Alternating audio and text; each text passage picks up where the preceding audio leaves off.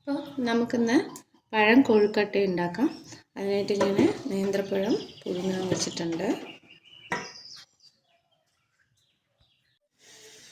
അപ്പോൾ ഇത് നന്നായി വേവിച്ചെടുത്തിട്ടുണ്ട്. ഞാൻ ഇതിൻ്റെ തോലൊക്കെ കളഞ്ഞിട്ട് നമുക്ക് എടുക്കാം. ഒരു ലൈറ്റ് ചൂടുണ്ട്, ഇത് നമുക്ക് ഉടച്ചെടുക്കാം. ഇതിലേക്ക് ഞാൻ കുറച്ച് നെയ്യ് കൂടെ ഒഴിക്കുന്നുണ്ട്.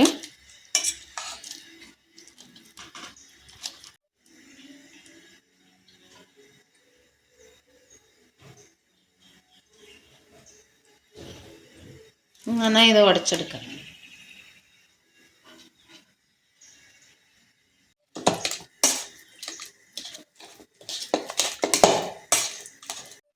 അപ്പോൾ നന്നായി അത് ഉടച്ചെടുത്തിട്ടുണ്ട്. അതിലേക്ക് ഞാൻ ഒരു കപ്പ് അരിപ്പൊടി, ഇനി ഇത് നന്നായി കുഴച്ചെടുക്കാം.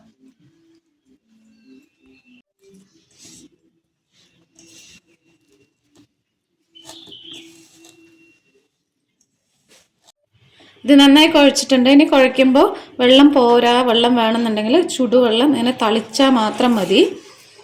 ഇനി ഇത് നമുക്ക് ഓരോ ബോളുകളാക്കാം.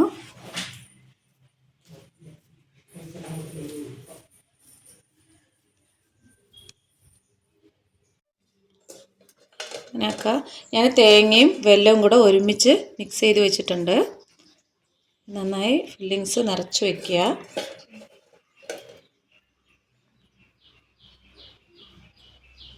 അതിനുശേഷം ഇവിടെ അങ്ങനെ അടച്ചിട്ട് ബോൾസ് ആക്കാം.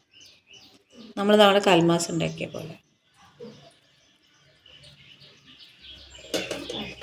ഇനി ബോളാക്കാം.